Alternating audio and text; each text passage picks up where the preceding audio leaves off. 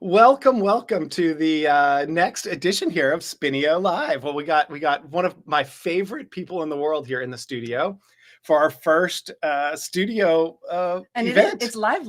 It's live. We are going live all over the place. So today I wanted to try something a little bit new. We are pushing this thing out to not only LinkedIn, we're going to the Facebook page we have from Spinnio, and the Spinnio Facebook page is going way back. So if there's some people on there that are like, how did this happen? It's because I've revived the Spinnio page from 2008. And we got Instagram, we got X, we're going everywhere. So thank you so much for joining me.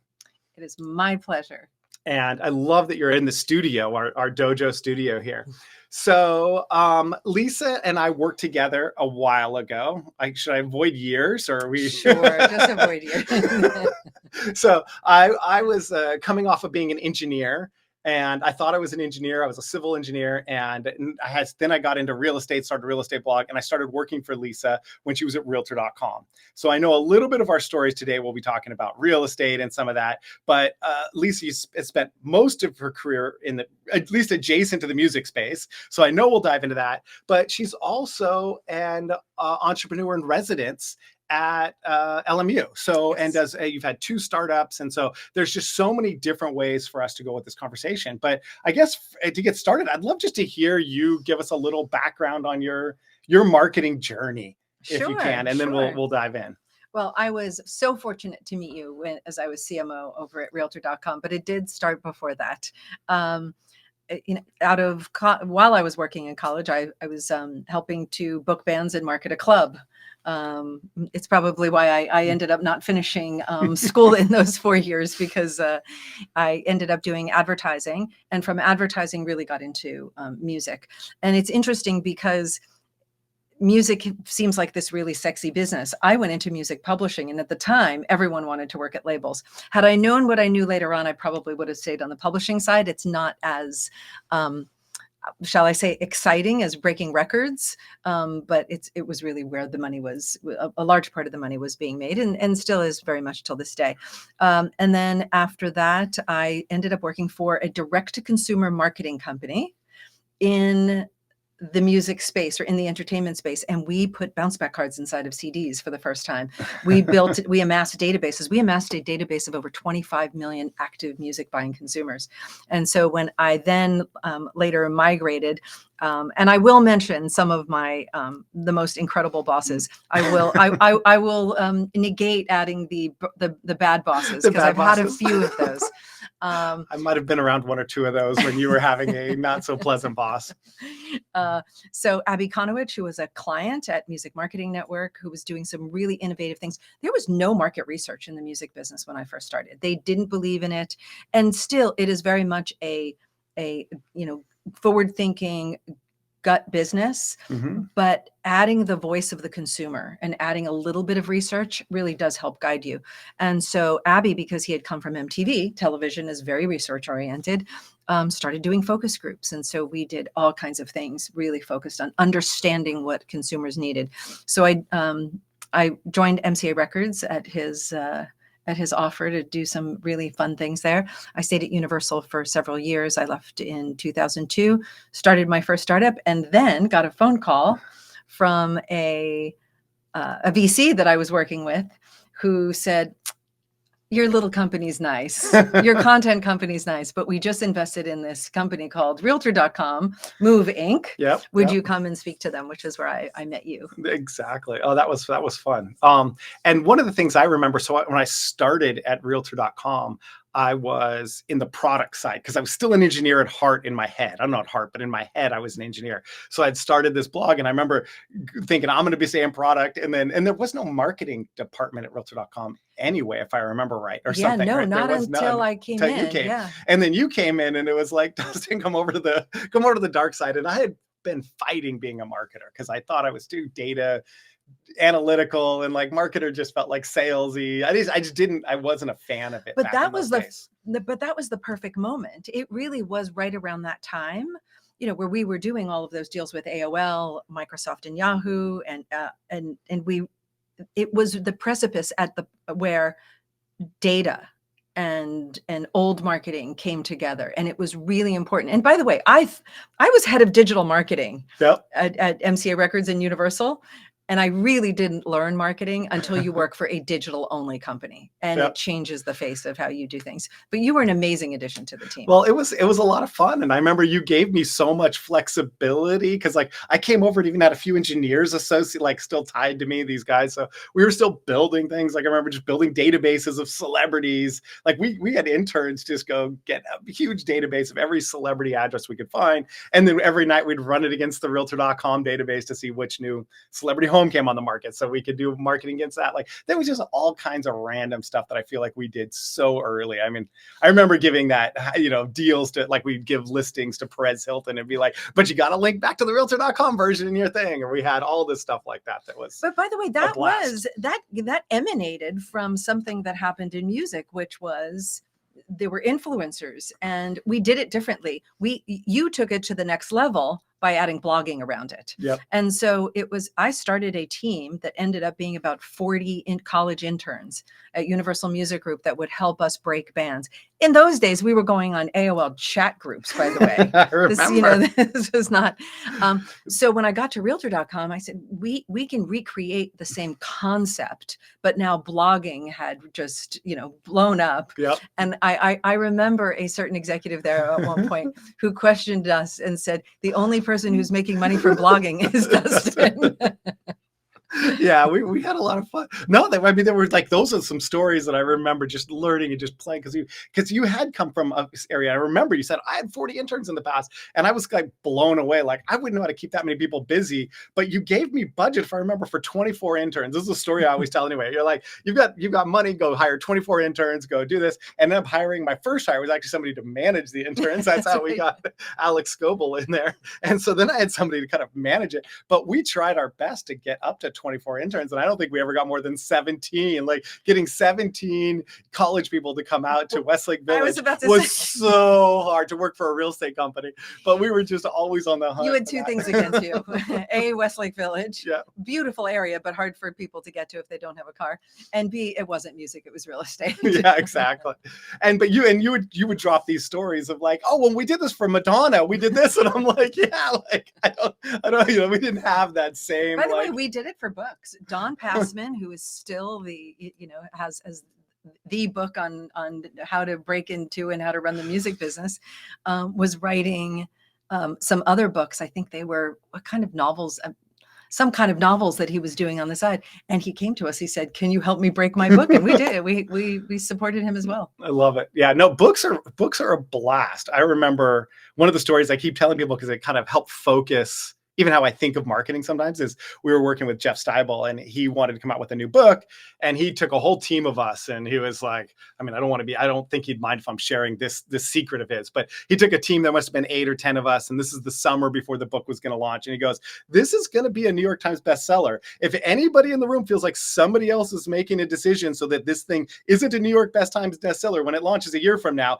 like, talk to me. None of this should happen. Like everything. And so like, it really helped focus the team in a way that I've had other experiences like that, but it was like, so just cut and dry. Like, and then all of our marketing went, okay, like, is that going to help us get to be a New York Times bestseller or not? Right. And sure enough, he launched it and it was a New York Times bestseller, right, a year later. And it's such a great lesson because it is really about laying the foundation before it ever comes out, and doing your strategy and setting up your tactics and seeding the marketplace before, because you can't launch it and then think everything's going to happen afterwards, which is, by the way, same thing for a startup. 100% for a startup.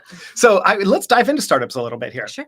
So I believe you've had 2 startups that you've started specifically, and I think you've even worked for a few others or done consulting and other things like that. What was the one that I remember coming to your such a cool offices downtown up, or at least maybe it was a place you were filming, but it was the Rock This, right? Get This. Sorry, Get This. Yeah, we were filming downtown, exactly.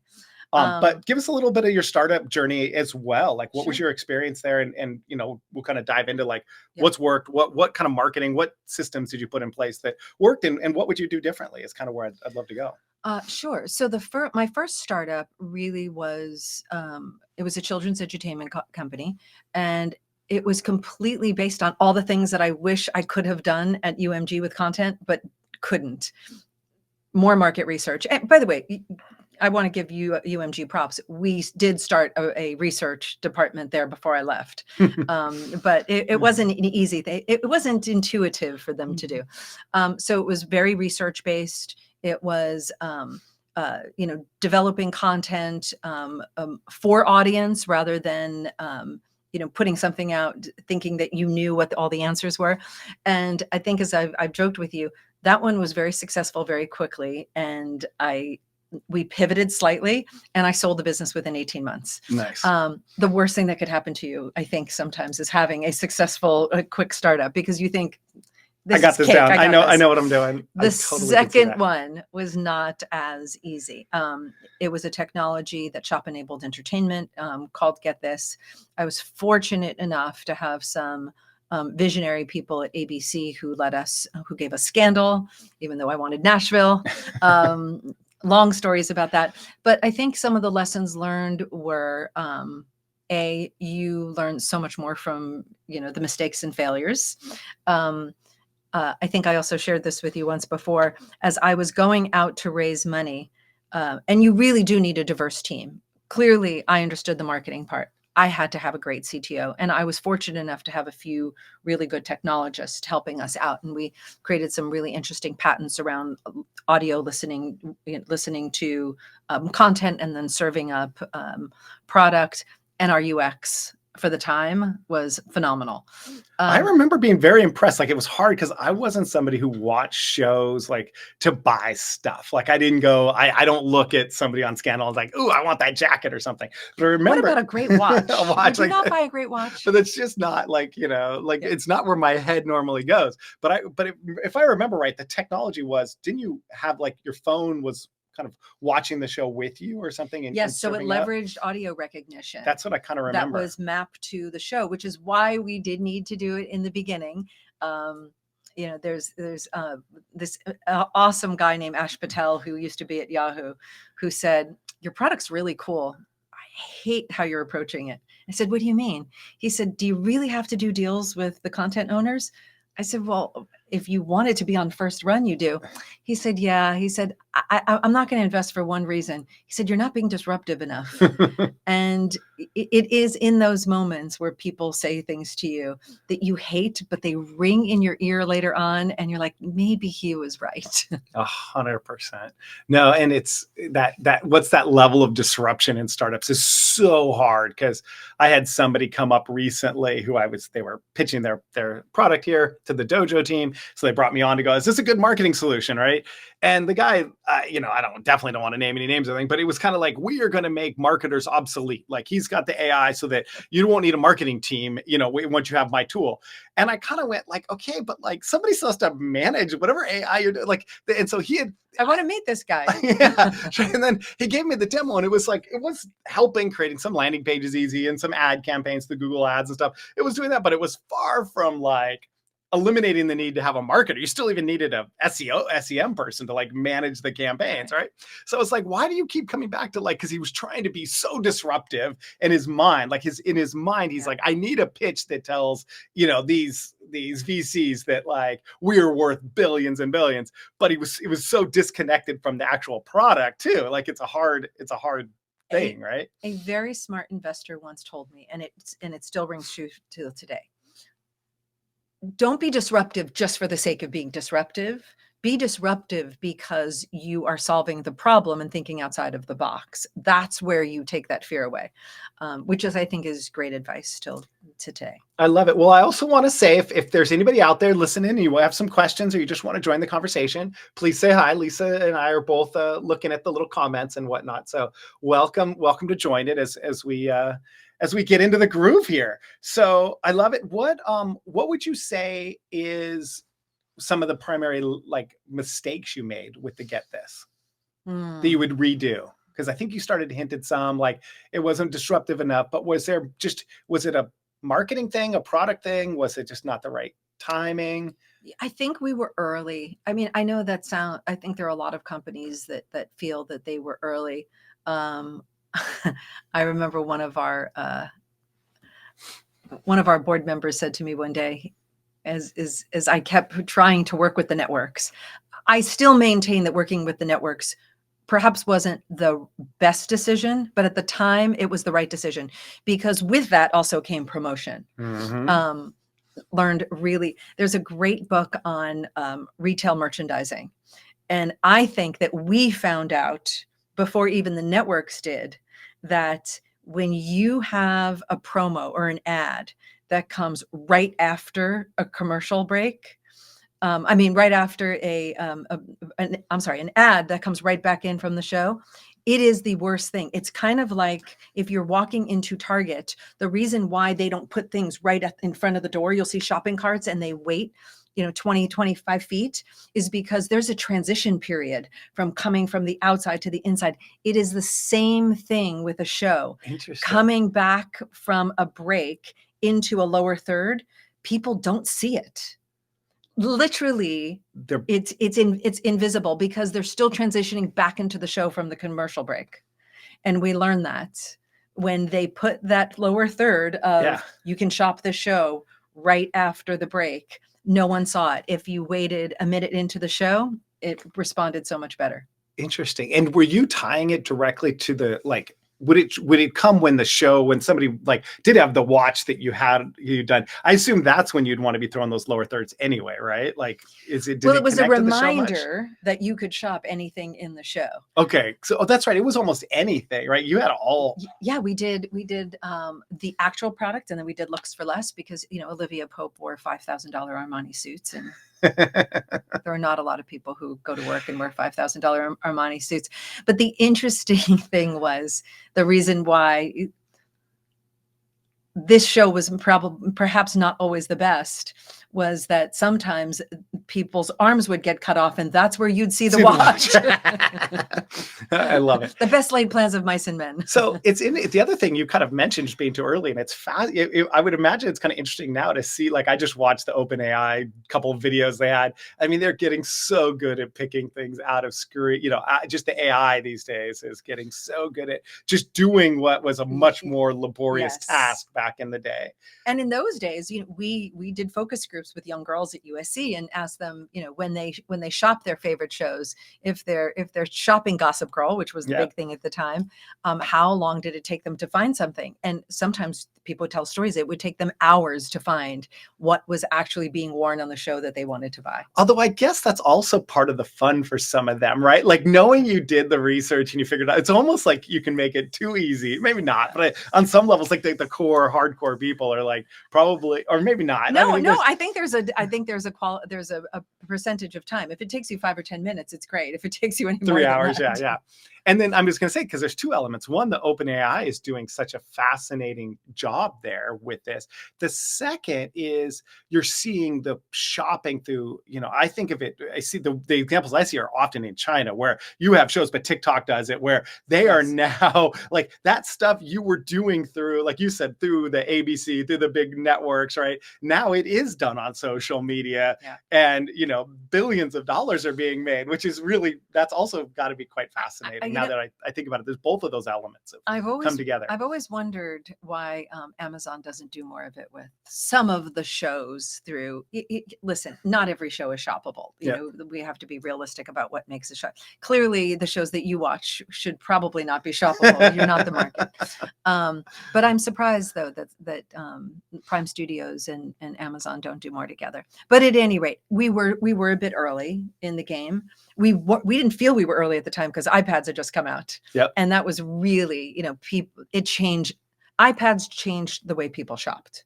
And watch shows. Like, often you're watching a show with your phone or your iPad, like, there too, right? Like, oh gosh, the second screen thing was a big thing. That was huge around that time. I totally remember. Exactly. So we have Nathan here asking something based on your experience with the startup. With your startup that, shop the show. Do you think fashion brands today should try to work with huge enterprise level companies, or can they be more disruptive and smaller and independent organizations? Absolutely the second. I think that they can be not only acting independently, but really guiding their way in terms of reaching niche audiences. That whole the beauty of direct to consumer is that you can build a brand that means something. And so yes, absolutely, Nathan. Totally makes sense. So one of the other areas, so getting on to more, we'll come back to digital marketing, because why not? This is the world that I know that we're both spend a lot of our time in. And I can very much appreciate you talking about the importance of research and putting research organizations together, because you, more than most that I know, like, you'll put together incredible just marketing plans or reports, and it's like they get updated. Too many people start it, or they get like the outline and then they forget about it, right?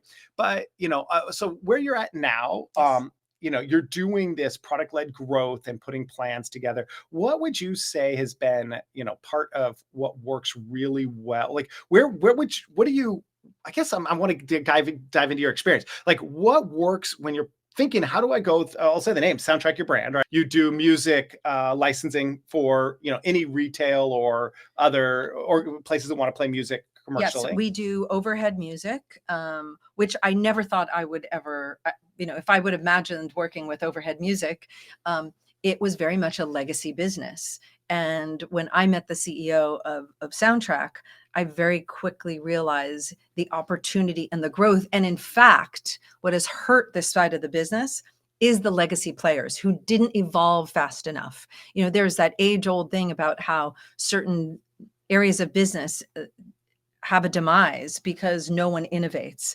And so we are the only innovator in this space. Truly, I'm not saying it because I work for the company. And so when I met our CEO, Ola, he had already begun to transition into product-led growth. I had never done product-led growth. And isn't that the beauty of digital marketing, is it evolves and you're constantly learning something new. Last year, when you first saw AI, I know so many people, when they first saw generative AI, they weren't sure whether they were scared or excited, or maybe a combination of the two. But that is what keeps our roles so exciting. 100%. But there are also people who are really afraid of it and have decided not to adopt or adapt. And I think I think they will have no choice ultimately. But it is a critical part. Now, that doesn't mean that you have to, jump on the bandwagon and make everything AI. But just back to the product-led growth, I had not done that before. And I was recently asked, how would you recommend someone who wants to bring product-led growth into their marketing tactics? It's not a marketing tactic. It is a foundational structure for a business. Anytime I've spoken to marketers who were like, trying to convince my CEO we should be a PLG company, it's too late. Yeah. Well, and or it's not going to happen. Like, it's not going to be successful. Yes, it needs to be the DNA. The DNA of the company needs to shift to doing product-led growth. And so when I'm curious, I think of product-led growth. I love the concept completely, in that, like, you want to build stuff that your users are sharing almost first and foremost, and that they're getting enough value add where they share it. Is that how you think of product-led growth? Like, what makes it product-led growth? So it's being customer centric. It is creating your product to be so great that it sells itself. And so it's less about trying to figure out what is the sales tactic, what is the sales messaging, and all of those things are part of it, but it is product first. And having a free or freemium, either a free trial or a freemium piece, so that you can allow users to experience it, fall in love with it, and then share it. Now, the virality piece of product-led growth, of sharing, really works well for certain things. Calendly, Zoom, you're with someone on Zoom or you're with someone on Calendly, and they're, oh, that's really cool, I need that. Not every company has that degree of virality to it. We still struggle sometimes. Our viral piece is if you use Soundtrack in the bar, the retail, the restaurant, the hotel that you worked in, when you go to the next place and they have constant repetition of music or lack of selection or terrible scheduling or all of the things that we offer, do you say to the boss, you've got the wrong product, let me help you out here?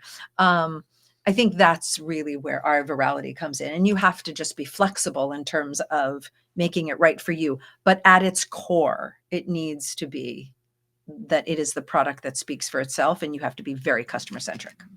And it's really interesting to say that. So the first thing I thought about when you start talking about product like growth is what, like, it feels much easier often in the consumer space, right? Like there's an Instagram, okay, Yeah. no doubt. In this B2B, you named a few of them, the Zooms and things where somebody's on it, they're inviting you by the very nature, these Asana, communication tools. you use. I love Asana. We're in our teams in that all the time, 100%.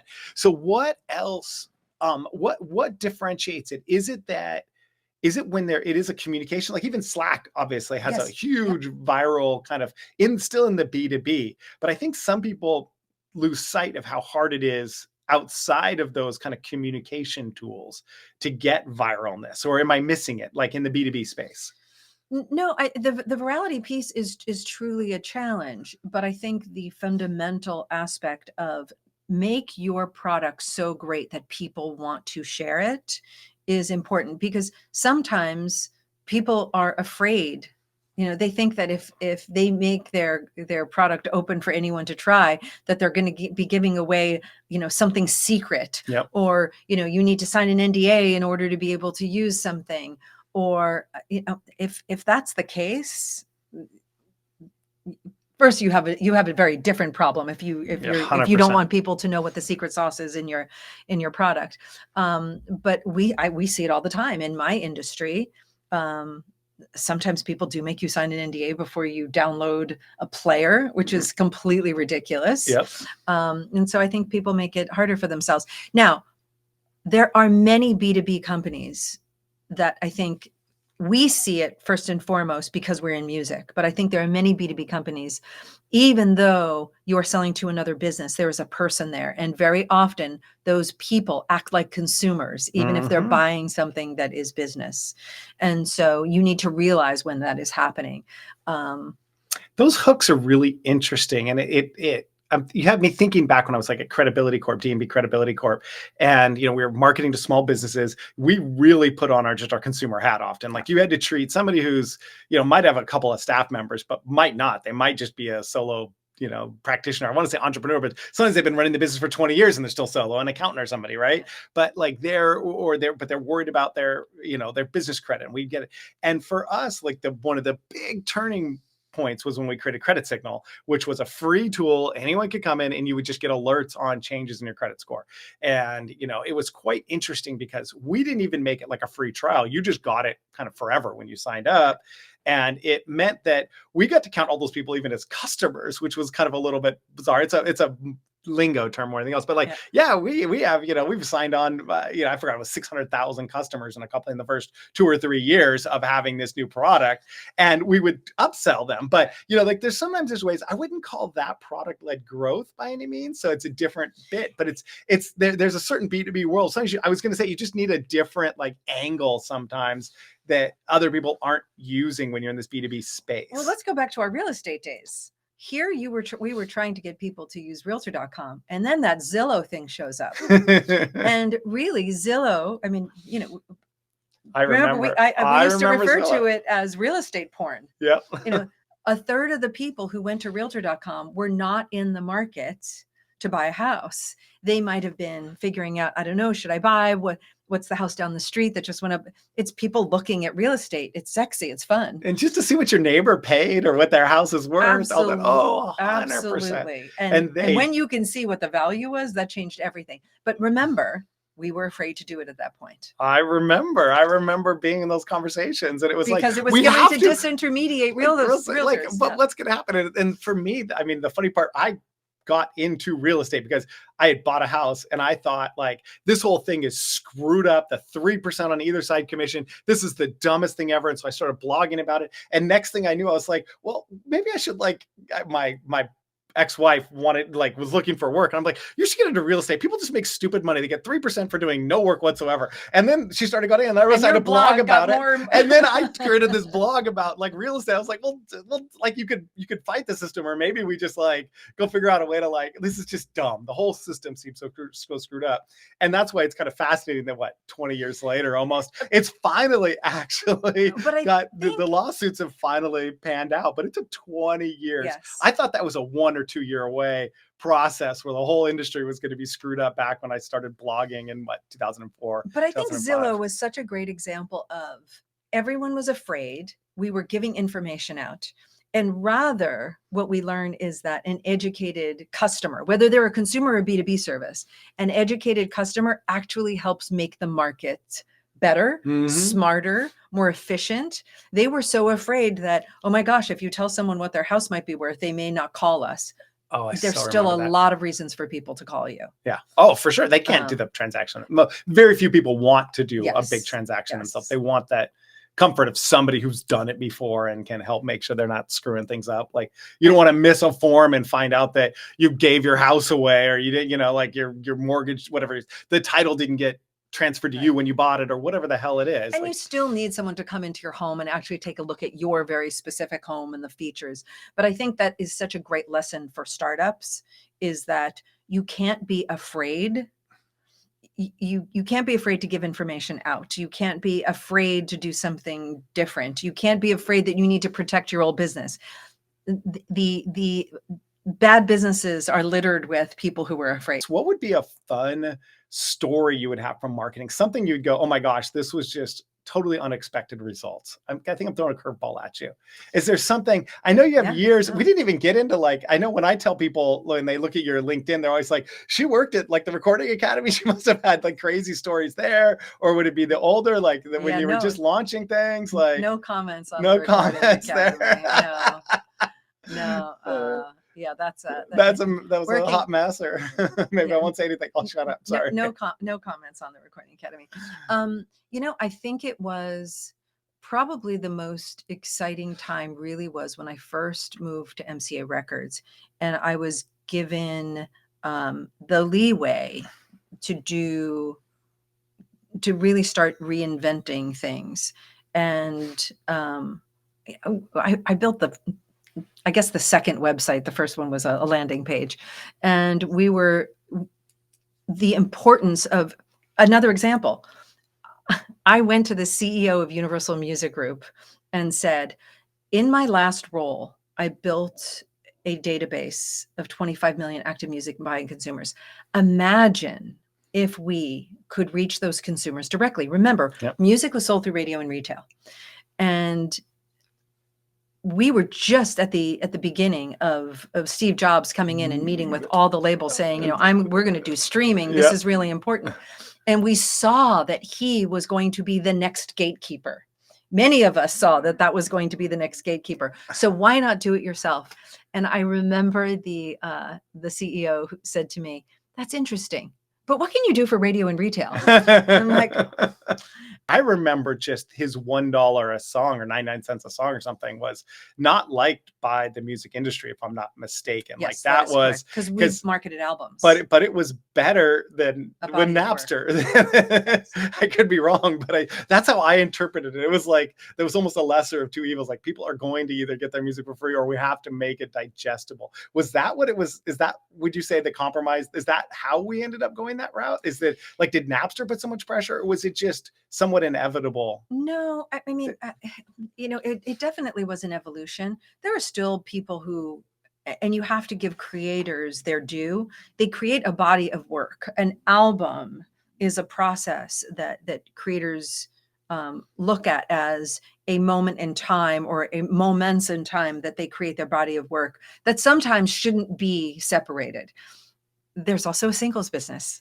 So it really depends. I think having the flexibility is important. I had always believed that can we have this kind of new digital EP where, does it have to be 20 songs or one? Is there something in the middle? That's a 5-song bundle that we could have done. Didn't go over well with the people at the time. But at the end of the day, you know, barring the fact that, you know, of the issue with CDs, companies were making more money than ever, and now they really are making more money than ever. But again, it was fear, and there. You know, I want to clear up one thing. People were like, "Oh, they're the dinosaurs in the music business." Yes, there were some. I worked with a group of people led by the head of business affairs, Larry Kenswell, who was another awesome boss and great leader, very visionary. A gentleman by the name of Albie Galutin, who was a record producer who oversaw the technology. And our first entree into this, Edgar Brofman said, we got to figure this out. Yep.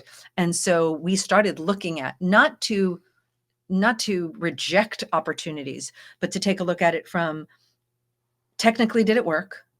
Did it make business sense? Could you make money from it? We were being pitched ideas all the time. We'd say, so how's it going to make money? Yeah. I don't know. Yeah. Yeah. Well, of course not. And was there a market for it? And that was my job. And so really I was in market development, not marketing, which by the way is a big thing in SaaS right now.